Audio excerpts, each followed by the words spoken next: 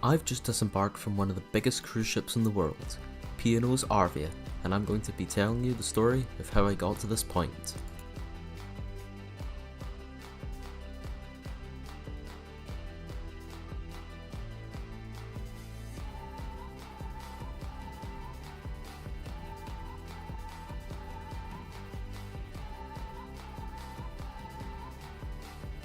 We arrived at Southampton after the very long car journey and stayed overnight, so that we were fresh to begin our cruise. We woke up the next day and made our way to the Sea City Museum to have a look around, as we had a few hours to spare, as our designated boarding time was 3 PM. I, of course, was very keen to visit this museum, as it's home to the RMS Olympic's Honour and Glory clock, and several other ship models.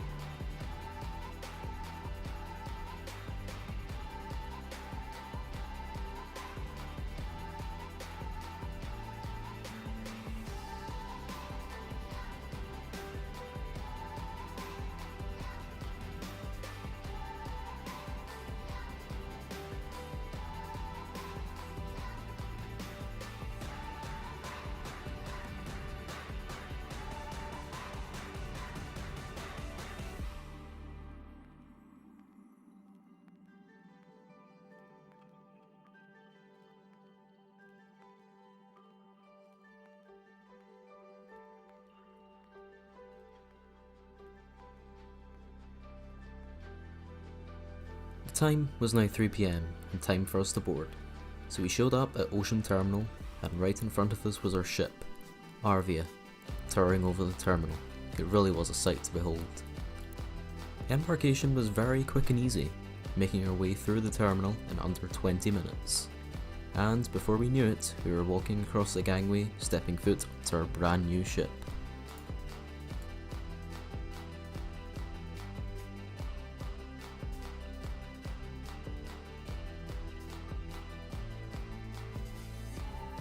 The moment we stepped inside, it was just breathtaking. It felt like we were a very fancy hotel. At this time, we were required to visit our cabin for the first time, and to watch the safety video on the cabin TV.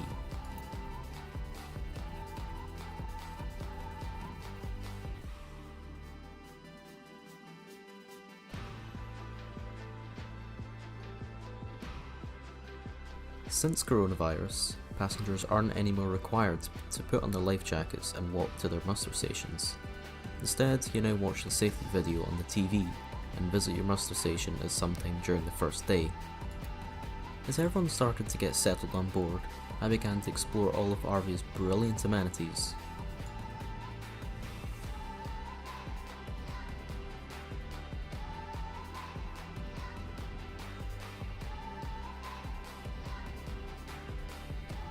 For the first night, we sat down at a restaurant called The Keys, which is similar to a buffet, with great views of the port and the windows.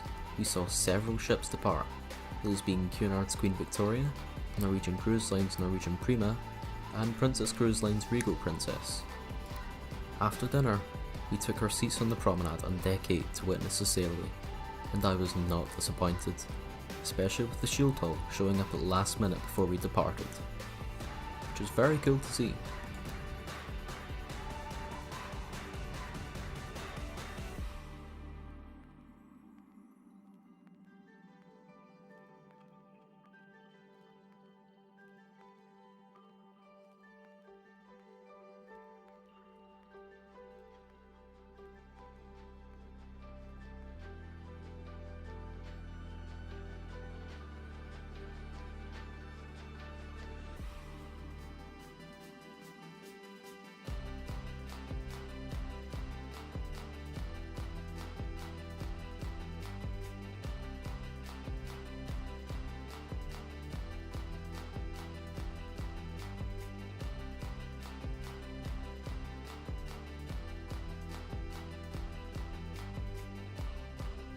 For the remainder of the night, we began to discover all of the entertainment options that were on board.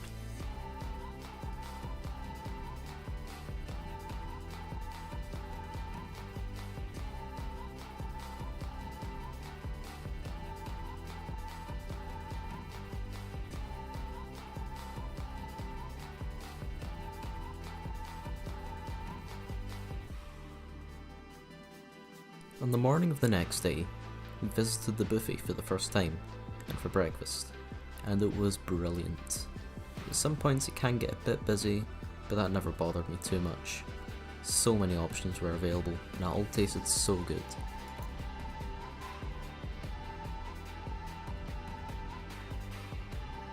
For the remainder of the day, we lay on deck until it was time to get ready for dinner, and it surprised me how warm and calm it was, especially for the Bay of Biscay, of which we're currently sailing through, notorious for its bad weather.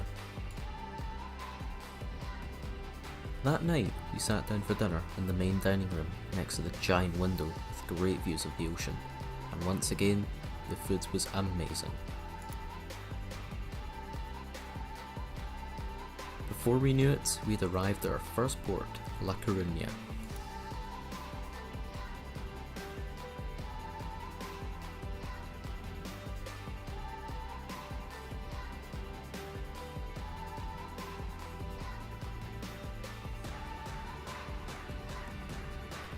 As we arrived back to the ship and set off back to sea, we were notified by the captain that we had a medical emergency and that a crew member had to be airlifted off the ship. I luckily managed to capture the helicopter coming alongside the ship. It was really cool to see. Thankfully, we were later notified that the crew member would make a full recovery. After a day at La Coruña, we had 2 more sea days coming up, which meant more time to relax and try more of the amazing restaurants on board. The first of these 2 sea days was the formal night, meaning that I had to get all dressed up in a suit and bow tie, and to enjoy the 5-course meal that we're serving in the main dining room, which was amazing as always. The following night, we tried one of the specialty restaurants on board, and debatably the best restaurant aboard, called the Epicurean Restaurant. It was a fine dining restaurant, and it was unlike anything I'd tried before. It was incredible. For the starter, or appetizer for you Americans, I had a combination of meats, cheeses and olives. For the main, I had a sirloin steak, which was the best steak up until that point. But as you'll find out soon, the best was still to come. For dessert, I had an enlarged Jaffa cake, and for any of you who don't know what Jaffa cakes are, they're small cakes with chocolate and orange jelly, and they're very popular in the UK. The next day, we were docked at Valencia next to a giant Costa cruise ship. Due to how large Valencia's harbour was, we had to get a shuttle bus into the city, managing to see all the sights at the same time, and it really was beautiful. While we were seeing the sights, I noticed a large park in the centre of the city, and I later found out that it actually used to be a river, which was very interesting to research.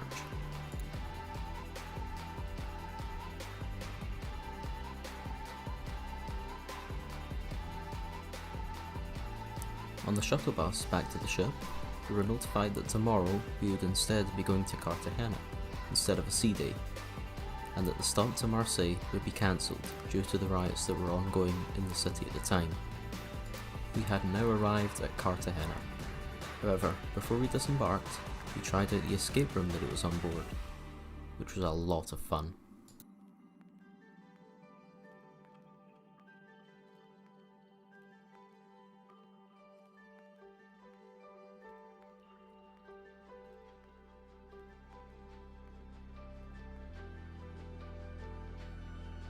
After that, we finally disembarked and enjoyed the wonders of this port, with a highlight being the large Roman theatre with great views of our ship.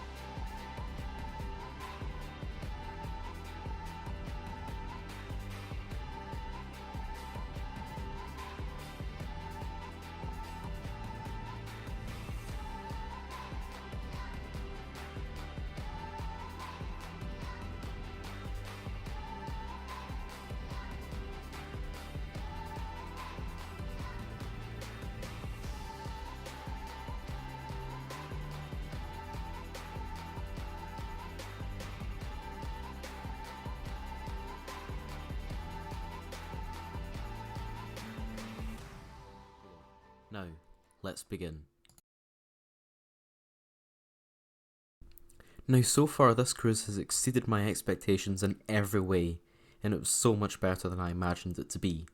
All the places that I've seen have been amazing, and I'm so glad to have seen them. As if it wasn't for this cruise, I probably would have never visited them. Cruising really is the best way to see the world. The great thing about Arvia, and the reason why in my opinion it's better than our older sister ship Iona, is because Arvia is designed for more warmer climates, receiving the nickname the Sunshine Ship. However, interestingly enough, I hadn't heard of this until doing the research of this video.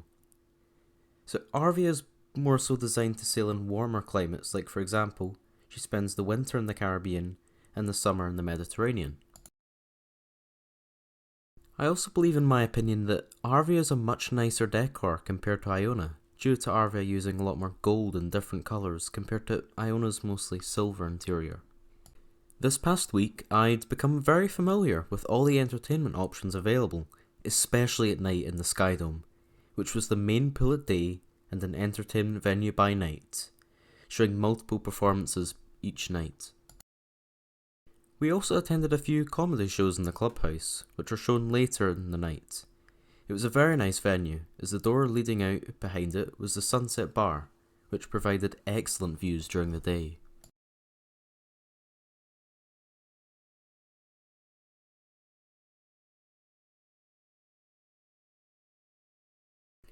It's now the 2nd of July and we had arrived in Barcelona and we would be spending the next 2 days here. So we quickly got breakfast so we could get off the ship early. However, there was a massive queue in the atrium, having to wait about 10 minutes before we could disembark. We headed to the cruise terminal and onto buses which would take us into the city, as our ship had docked quite far out in the pier. As we arrived at the city, we got onto a tour bus that would take us to the top of Las Ramblas, which is the main shopping street in Barcelona. And for the remainder of the day, we would walk up and down the street several times, which in the scorching heat got very tiring. For lunch, we stopped at this wonderful tapas restaurant, offering some of the best food I've ever had. We then hopped back on the tour bus to take us back to the ship, passing all the sights, such as La Sagrada Familia, New Camp, which was brilliant to see.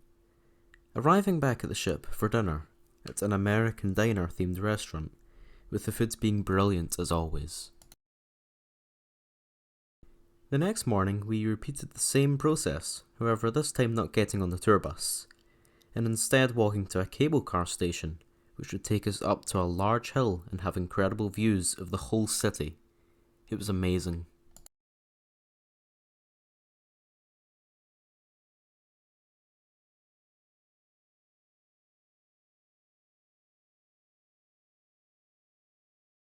Then going for lunch afterwards. Today, just like yesterday, we found another fantastic tapas restaurant. It was similar to a buffet with all the plates sitting out for you to take. It was great.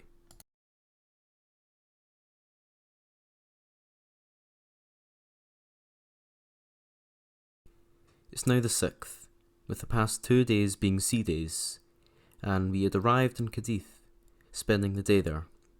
Wonderful buildings at every turn, and a very nice beach.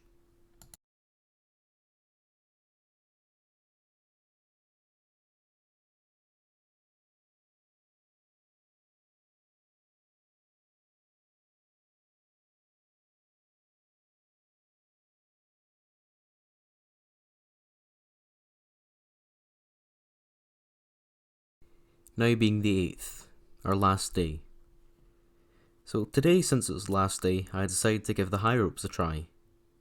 Being quite scary in some parts, as you can see over the side of the ship, however, I still found it very fun. That night, I walked through many places for the last time, walking down the corridor to my cabin. I could see open doors with our luggage ready to offload in the morning, when we would dock back in Southampton.